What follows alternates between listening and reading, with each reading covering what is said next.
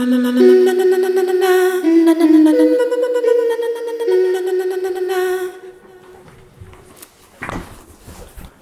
there. Today, a top 11 list, and I'm not using the teleprompter. In this episode, a top 11 list, things I could never sell.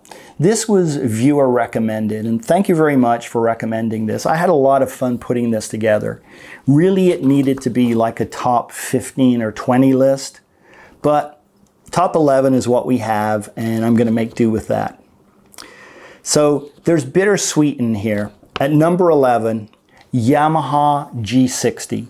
This is a nylon acoustic guitar, and I think it was produced from around about 1969 through the early 70s. A roommate sold me this guitar for $20. She paid $69.95 when it was brand new. I believe that's what she told me. And she sold it to me for $20 in mint condition. And this was circa 1993, I think. We used that guitar on a ton of demos, and it sounded so sweet. You used to mic it with an X setup of 2 AKG C1000Ss, because it's what we had, you know, it's what we could afford, and it sounded very sweet. I think it has a solid top, and then the sides and the back are laminated, but great sounding guitar, 40 or 50 years worth of life in that guitar. So the sad thing about this guitar is I could never sell it, and I didn't sell it, but it came to a horrible end. And this is a kind of a sad story, if you'll bear with me. My girlfriend at the time went out with her girlfriends, 2 other girlfriends, for some dinner and probably some guy bashing talk. She came home, and I think she was kind of full of that in her head. You know, guys are horrible, you know, and she said something to me, and I said, you know, hi, how was it? You know, I thought I engaged her, but she thought that I was ignoring her. Now, I had my laptop sitting on my lap, and I was typing away on it, and I'd been also switching off between the guitar, just having a little bit of fun with it, and the G60 was sitting next to me on the couch. She picked it up by the neck, and there was this large rattan table, and she smacked it on the table, and she went, and I started laughing hilarious, because it was hilarious. You had to be there. She looked like Wile E. Coyote that just got her foot caught in a trap, an Acme trap. Now, she didn't take kindly to that, so she turned it around, held it by the body, and smacked it again on the rattan table. And the neck just snapped like that and went twang. And she looked mortified. And I was just like, oh my gosh, I love that guitar. And it's gone. So that's a sad story, and hopefully during this little story I was able to put up some pictures. I know I have some, and hopefully I was able to find them and put them up. Number 10, Roland Cube 60. I have a Roland Cube 60. I don't have a big stack or anything. You know, I have several electric guitars and other guitars, but you know, I'm really a keyboard player. I took guitar lessons for 4 years, and I like playing guitar.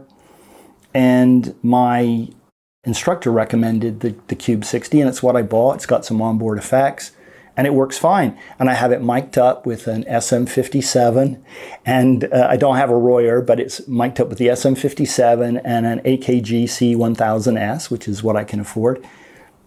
And it sounds pretty good. And I can also reamp through it because it's looped into my DAW. It's been a great little amp, and it's been incredibly reliable. And I can't say much more about that. And I don't think I could ever sell it.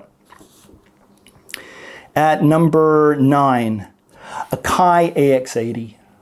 And you know, I waved the flag for the AX80 a lot.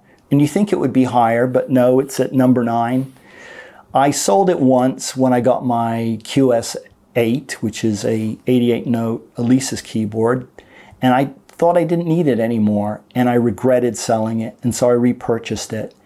Well, of course, a different one, but I don't think I could ever sell that keyboard. It's 8 voices of DCO goodness, 2 oscillators and a sub, and I have a pretty decent video on that where I go through all the presets.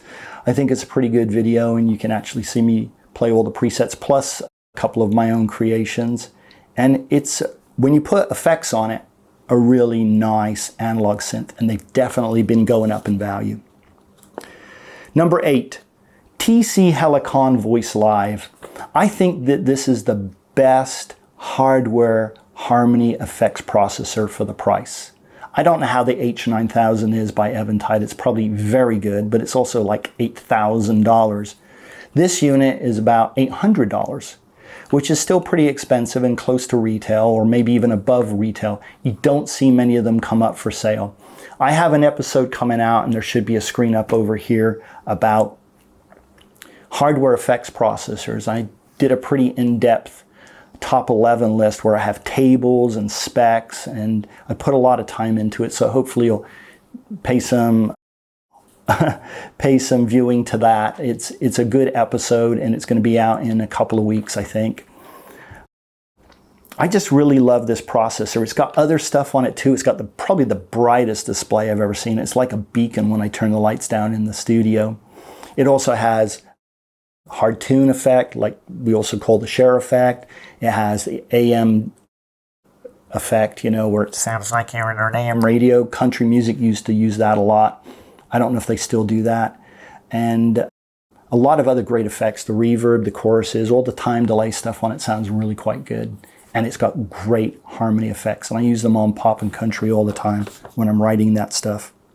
I think probably the prices may come down on them now. I don't know for sure, but AI vocals are really starting to get some traction. So I think some of the hardware is definitely going to take a hit. But this is an incredibly good unit, so I'm hoping it will maintain its price.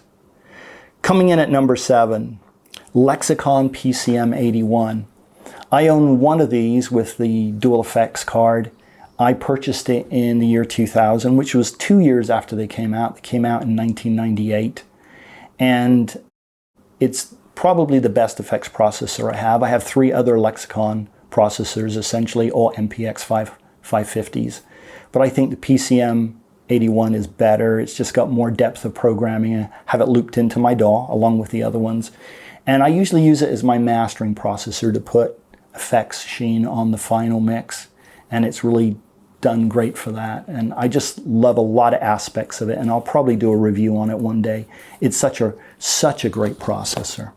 Number 6, the Alesis QS7. I own a couple of, or actually 3 different QS models. I own the QS7, the QS6, and the QSR, which is the rack mount unit. And they all have the same engine in them, essentially. There's a 0.1 and a 0.2 version, added a little bit of additional stuff, but the originals are still pretty darn good. I sold my QS8 when I got my XV88. I figure I would never have QS sounds again, but I missed some of the marquee sounds. Not the rompler sounds like pianos and saxophone or flutes or anything, but the synth sounds. There's some really good synth sounds in the QS series. I love Scarlett, Screamer, Shine On, and a bunch of the other synth sounds, and I made a whole bunch of my own. And I really missed it, so I repurchased it. Some of the other things I have, like the QS6, I got it just so cheap for like $60. I couldn't turn it down, but I don't really need it. I could never sell my QS7, but the QS6 I could probably see letting go. Next up, number 5, Yamaha DX7 2FD. I have a good story on this in an episode of how I purchased it at a really good price back in 1989, I think it was. I also have a Synth-Lore episode on the DX7 series of synthesizers, which includes the DX2 series, which is where the 2FD is from. It's the best factory 61-note DX7 ever made. It's such a great sounding instrument. 16 voices of FM goodness. I'm a child of the 80s. I grew up playing keyboards in the 80s, and the DX7 was it. It's the reason why everybody dumped their analog gear and went with digital. Now, of course, we're going back the other way, but I still love the DX7. I still think there's oodles of sounds that are undiscovered in the DX7 and other FM instruments, including the DX5, and the DX1, and of course all the other four operator variants as well. Number 4, Roland XV88. I love the Roland XV88 for 2 reasons. I love the feel of the keyboard. I love playing piano on it. And I have an episode where I show you, well, I have a synth lore episode where I just demo the instrument. But I also have another episode where I show you how to repair it and replace cushions and stuff. And that's not going to get a lot of views. I just did that as a reference for people because I wanted to help people out. I was fixing the unit for myself because I own 2 of them. And so I wanted to do that anyway to help people out. I love the feel of the keyboard. Nothing feels quite like it. I think the A90 uses the same keyboard as the XV88, so that probably would feel very much like it. The other thing I like about the XV88 is the synth engine. It has got one of the best synth engines in it. And once you understand how it works, it's really easy to use. And I have an episode coming up that I already started, and it's taking me forever to finish because I need to fire up OBS and do all the on-screen stuff. But the question I'm asking is the XV88 an inexpensive Jupiter 8? And the answer may not be what you think it is. Anyway, next up, number 3, Korg WaveStation. I owned an EX for a while, a mint condition EX, and I regretted sorely that I sold it. When I got the WaveStation AD, I figured I didn't need the keyboard version anymore. Why would I need two of the same thing? So I sold the EX, and it was like instant regret, kind of like when I sold the AX80. And so I repurchased one, and I got it for a really good deal. It was like $120 roundabouts after the amount of gas that I spent to drive to the person's house and pick it up and bring it back. And I had to fix a few things, but it was really easy. It's got some of the warmest pads on it, and somebody said, oh, it's exactly the opposite of that. Well, there's certainly some wave sequences in it which are jarring and percussive, but nothing creates continuously evolving pads like a WaveStation. And probably the WaveState 2. I've never actually used a WaveState. And I have a WaveStation AD, an original WaveStation, and a WaveStation SR, so I probably don't need another WaveStation, though I hear the WaveState's very good. Number 2, Korg Kronos X88, the keyboard you see behind me. I personally think the Korg Kronos X88, or just the Kronos, is the best keyboard ever made, bar none. It can do everything. It's a sequencer, it's an audio recorder, but the sound engines in it are amazing. They say it has 9 synth engines, but Korg is wrong. There's actually 10 synth engines in the Korg Kronos. There's a hidden synth engine in the Korg Kronos that a lot of people don't know about. And I'm going to be doing an episode on that in probably a month or 2. I'm working on it, writing it up, the 10th Korg synth engine. So that'll be coming, look out for that. Last but not least, the Roland Juno 106 comes in at number 1. Why? I could just never sell that keyboard.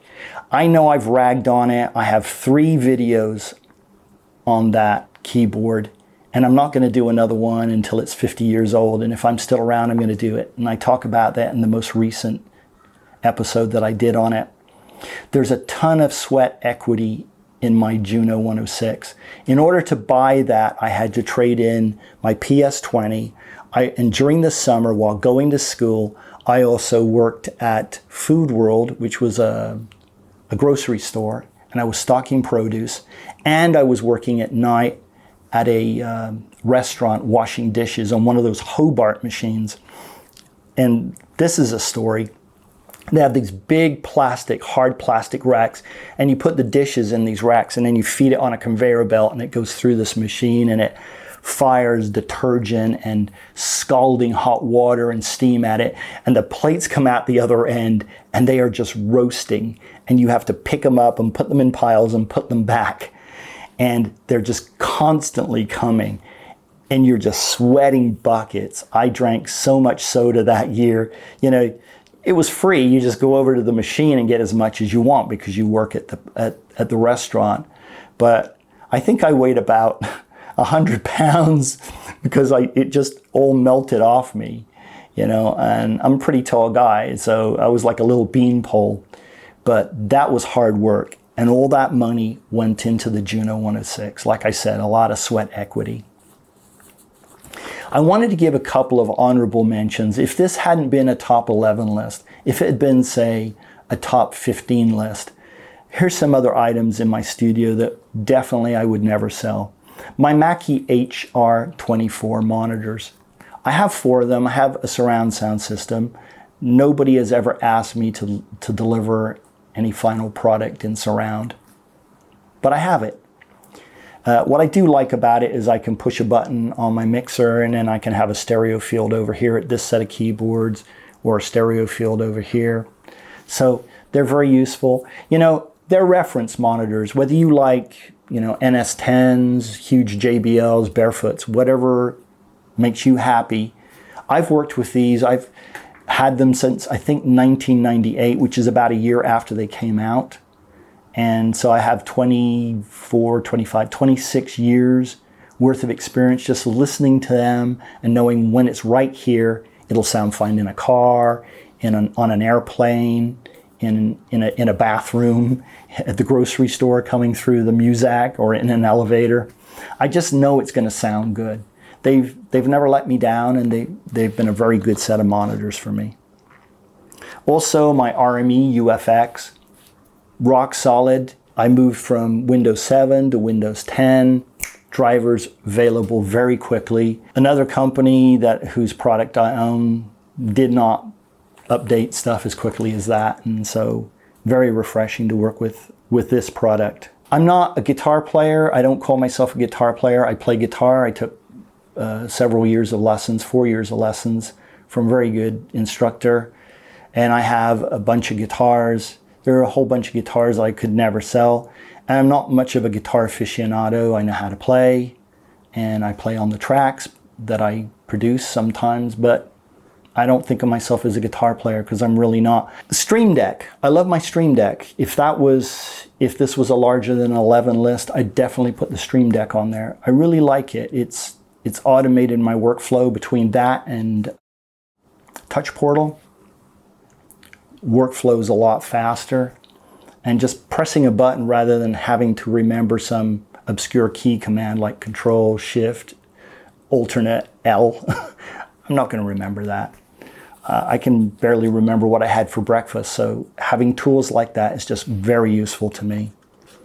I didn't talk about DAWs and software. I guess I talked about Touch Portal briefly here, but DAWs, software, sample libraries, there are just some things I really love and I couldn't live without, but I won't talk about those now. My channel up until this point has been very hardware based, and it's going to shift to software, and it's going to be a lot about virtual instruments and sample libraries that I own, and I own a lot. A crazy amount, ridiculous amount. And I'm going to get to that. So I'm sure you have things that you can never sell. If you want, you can share with me what they are in the comments. I'm always interested in seeing what other people have and just couldn't live without, because that gives me ideas about what I could potentially spend my money on and think, interesting. Anyway, hopefully I haven't wasted your time. Take care, and I'll be back in another episode soon.